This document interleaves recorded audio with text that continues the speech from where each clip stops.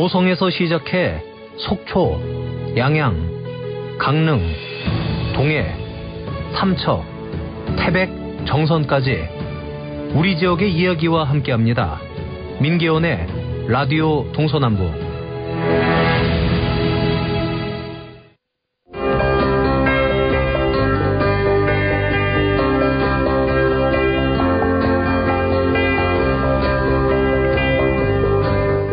속초시가 민간 사업자와 함께 영랑호 일원의 대규모 관광단지 조성 사업을 추진합니다. 신세계 센트럴은 2031년을 목표로 1조 376억 원을 투자해 131만 제곱미터 규모의 부지에 호텔과 콘도, 박물관, 그리고 호수를 따라 걷는 산책로를 조성하겠다고 밝혔는데요. 이와 관련해 기대감도 크지만 지역 사회의 우려의 목소리도 나오고 있습니다. 오늘 심층 인터뷰에서는 전 속초시장 후보인 주대하 전 강원도 의원과 함께 속초시가 추진 중인 영랑호 관광단지 조성 사업에 대한 시민사회의 우려와 쓴소리를 들어보는 시간 갖겠습니다. 오늘 말씀은 단순한 비판을 넘어 지역의 미래와 지속 가능성에 대한 깊은 고민의 목소리입니다. 지금 주대하 전 의원 전화 연결돼 있습니다. 의원님 안녕하세요. 예, 안녕하세요. 주대하입니다. 네. 먼저 영랑호 관광단지 조성 사업을 통해 영랑호를 시민에게 돌려주겠다는 명분이 모순이라고 지적을 하셨습니다. 현재 시민들이 자유롭게 이용하는 공간이 개발 뒤에는 어떻게 제약을 받게 될 거라고 보시나요? 먼저 답변에 앞서서 가뭄으로 고통받는 강릉 시민분들에게 먼저 위로의 말씀을 드리고요. 예. 조속한 물 해결이 돼서 빠른 일상으로 돌아가시기를 다시 한번 기원드리겠습니다. 저는 영랑호를 시민에게 돌려준다는 명분 자체가 어불성설이라고 생각합니다. 만약 속초시가 추진하고 있는 일이 현실화된다면 영랑호는 속초 시민을 비롯해 영랑호를 사랑하는 분들의 영랑호가 아닌 개인 기업체의 영랑호가 될 것입니다.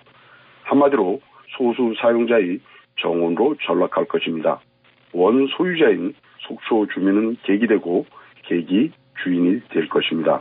현재 영랑호는 이미 시민들이 자유롭게 산책하고 영랑호의 풍광을 즐기며 휴식하는 공간입니다.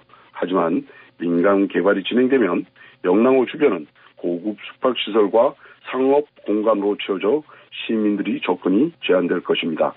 대규모 리조트나 호텔 부지는 사유화되면서 자연스럽게 시민들이 자유로운 이용이 어려워질 수밖에 없습니다.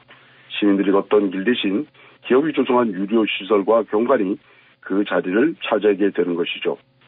예를 들어 소유기업이 우리는 투숙하는 고객들에게 불편을 줄 수 없습니다. 속초 시민들은 이용할 수 없습니다. 이용하려면 돈을 내세요라며 유료화시키면 그때는 어떻게 하겠습니까? 그때는 속초 시민이 자유롭게 영랑호를 즐길 수 있을까요? 개발 계획에는 여러 가지가 있지만 양방향 도로놓기, 뮤지션, 수영장, 스포츠시설 등을 설치해 주민에게 돌려준다고 하고 있습니다. 마치 시민을 위해 만드는 것처럼 말은 하지만 이게 시민을 위해 만드는 것일까요? 아니면 숙박하고 이용하는 고객들을 위해서 만드는 것일까요? 자반의 논리는 명확합니다. 돈을 벌기 위한 수단일 뿐이죠. 속초 시민이 주체가 돼서 이 문제들을 해결해야 됩니다. 만약에 진정으로 영랑호를 사랑하고 공공성을 위했다면 2019년 산불로 인해 흉물스럽게 변한 산책로는 빨리 조기에 처리해 주민들에게 쾌적한 산책로로 제공했어야 되는 거 아닐까요? 예. 그러니까 그 시설 이용에 대한 부분은 그렇고, 자, 다른 거 하나 여쭤보죠. 속초시와 신세계 측은 총사업비 1조 376억 원과 함께 6조 2천억 원의 경제 파급 효과, 그리고 2,000명 이상의 일자리 창출을 내세우고 있습니다. 이 수치들 어떻게 현실성이 있다고 보시는지요? 이 수치들은 제가 웃음이 나오는데요. 예. 현실과 동떨어진 과장된 숫자에 불과합니다. 여기 대해서 검증된 것도 하나도 없지 않습니까? 그리고 민간 개발사가 제시하는 경제성 분석은 대개 기업에 유리하게끔 되어 있고 사람들의 장밋빛 청사진을 제공하는 최상의 시나리오를 가정하여 산출됩니다. 경제 파급 효과가 6조 2천억이라고 하는 것 자체가 검증이 불가능한 추정치일 뿐입니다. 이 추정치를 사실로 이야기하는 것 자체가 모순입니다. 또한 2,000명 이상의 일자리를 창출할 한다고 했는데 역시 대부분 임시직이나 저임금 서비스직에 국한될 가능성이 큽니다. 주인이 돼야 될 속초 시민이 이렇게 저임금에 하는 것이 과연 맞습니까? 그래서 지역 경제에 실질적인 도움이 되는 것보다 우리 영세상인들이라든지 숙박업자라든지 그런 분들을 상당히 힘들게 만들 것이다. 그래서 양질의 일자리가 얼마나 창출될지는 정말 미지수라고 생각합니다. 과거 유사한 대규모 개업 사례를 보면 기대했던 경제 효과는 나타나지 않고 오히려 환경 훼손과 영세 숙박업자와 식당, 상가 등 주민들의 지역 소외만 남긴 경우가 허다합니다. 특히 언론에서 언급했듯이 모 기업인 신세계의 경영난이 지금 심각한 거로 알고 있습니다. 정말로 개발하겠다고 생각하는 것보다는 땅을 매입해 계획을 세우고 그것을 열어둠으로써 부동산이 개발 이익을 극대화시키겠다는 생각도 있을 거라 추정합니다. 비견한 예로 외형치를 롯데가 1989년 시민들의 우려와 반대를 무릅쓰고 매입합니다. 근 30년이 지나서 개발했습니다. 그러고 나서 그 이익은 우리 시민들한테도 오겠지만 거의 서울로 다 올라갑니다. 1조 376억이 들어가는 이 일을 작년 1월에 시작해서 지금 바로 진행한다? 이거는 누가 봐도 졸속 행정이다. 다음 선거를 위한 정치 행위가 아닐까라는 생각을 갖게 만드는 것이 아니겠습니까? 현실성 없는 내용들을 달콤한 맛과 장밋빛 청사진으로 시민을 현혹시키는 정책들은 반드시 바로 잡아야 합니다. 의원님께서 조금 전에 환경에 대한 언급을 하셨습니다. 그래서 좀 여쭤보겠습니다. 사실 이 사업, 환경 파괴에 대한 우려도 있거든요. 신세계 측에서는 녹지를 최대한 보존하겠다 이렇게 말은 하는데 아무래도 대규모 리조트라든가 여러 시설이 들어오게 되면은 교통량이 증가를 할 테고요. 그리고 또 투숙객들이 이용함으로써 발생하는 생활 하수, 그러니까 폐수, 또 소음 등의 문제 불가피해 보이는데요. 개발 사업이 영랑호 생태계에 어떤 영향을 줄 거라고 예상하십니까? 제가 설명회 자리에서 얘기를 들으면서 깜짝 놀란 사실이 하나 있습니다.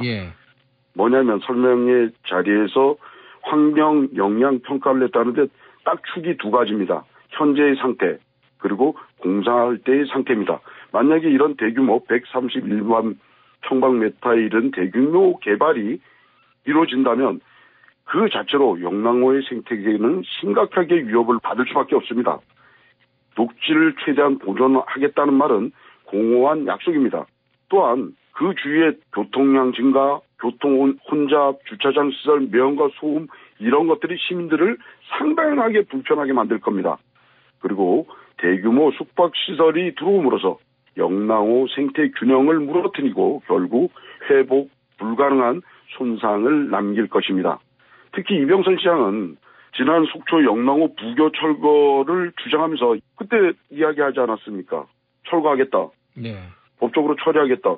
그런데 이런 영랑호 대규모 토건 사업을 벌린다? 이거는 행정의 일관성도 떨어질 뿐만 아니라 특히나 우리의 아름다운 자연 환경들을 또 미래 세대들에게 남겨줘야 할 환경들을 파괴시키고 과습화시켜서 그 피해가 더욱 심화될 것이라 생각합니다. 신세계가 이미 일부 부지를 선매입했다는 논란도 있습니다. 이 과정이 공정성과 투명성을 훼손한다는 지적이 있어요. 어떻게 보십니까? 네, 제가 그날 설명회 자리에서 신세계 한 분, 신세계인지 아니면 용역업체인지 한 분이 말실수를 합니다. 뭐냐면 부지를 사들이고 있다. 그래서 제가 질문을 합니다. 아니, 계획이 진행되기도 전에 이렇게 하는 것은 잘못된 거 아닙니까? 답변을 못합니다. 그리고 속초시에다도 제가 이 이야기를 하거든요. 이렇게 하는 건 잘못이다. 만약에 사전 계획을 먼저 알고 투자를 했다면 이거는 행정적 문제뿐만 아니라 법적 문제가 되는 거로 저는 알고 있습니다.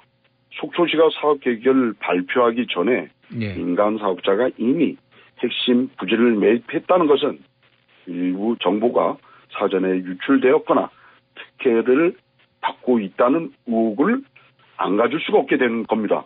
이런 방식의 공공이익보다 특정 기업의 이윤을 우선시하는 것으로 비출 수밖에 없고요.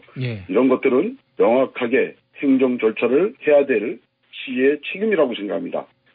모든 행정 절차는 공정하고 투명하게 이루어져야 합니다.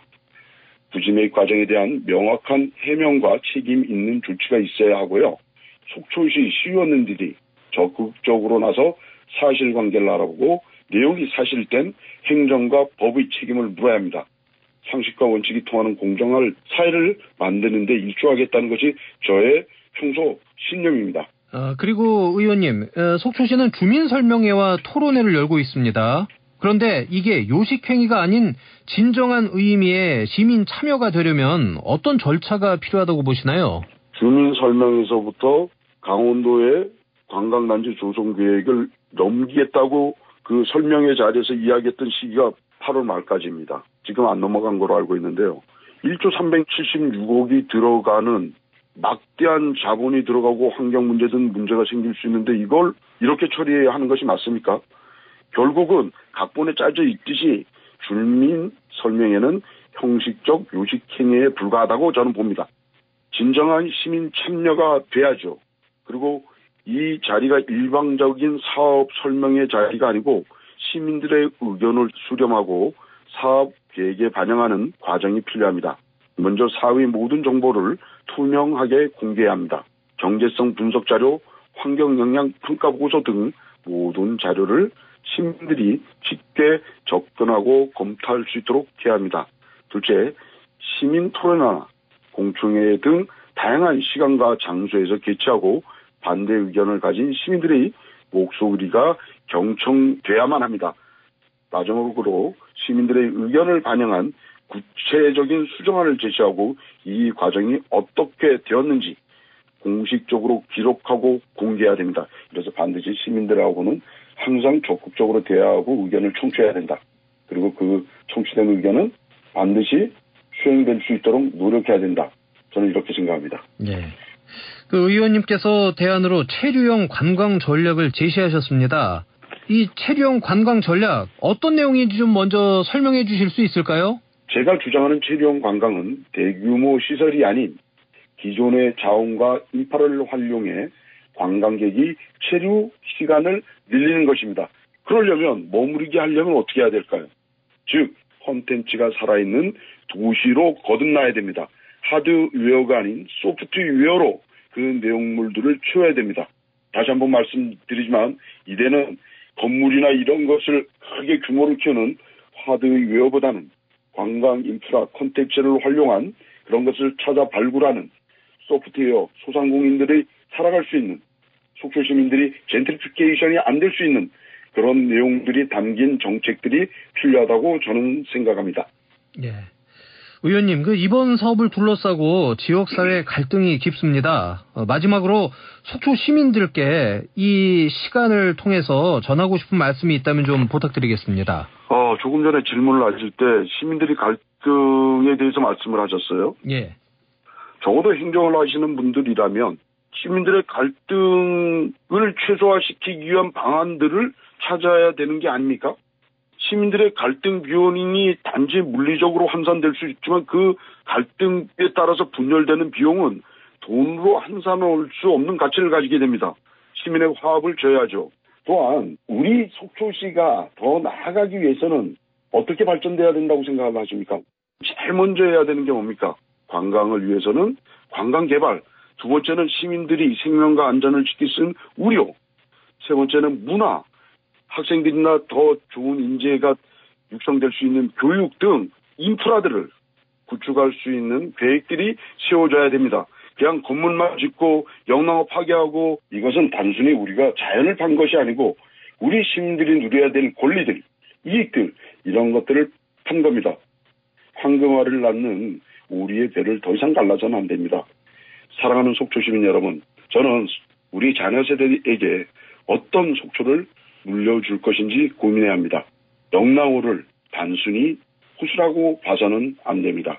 거기엔 우리의 역사, 화랑의 정신, 즐거운 산책과 담소, 아름다운 추억이 남아있는 속초가 자랑하는 아니 세계 최고의 천연자원 석호 영랑호입니다. 우리 속초 시민이 소중하고 자랑스러운 영랑호를 일부 기업에 이윤 추구수단으로 만들 것인지 아니면 모두가 함께 누리는 소중한 공공의 자산으로 지킬 것인지 결정해야 합니다.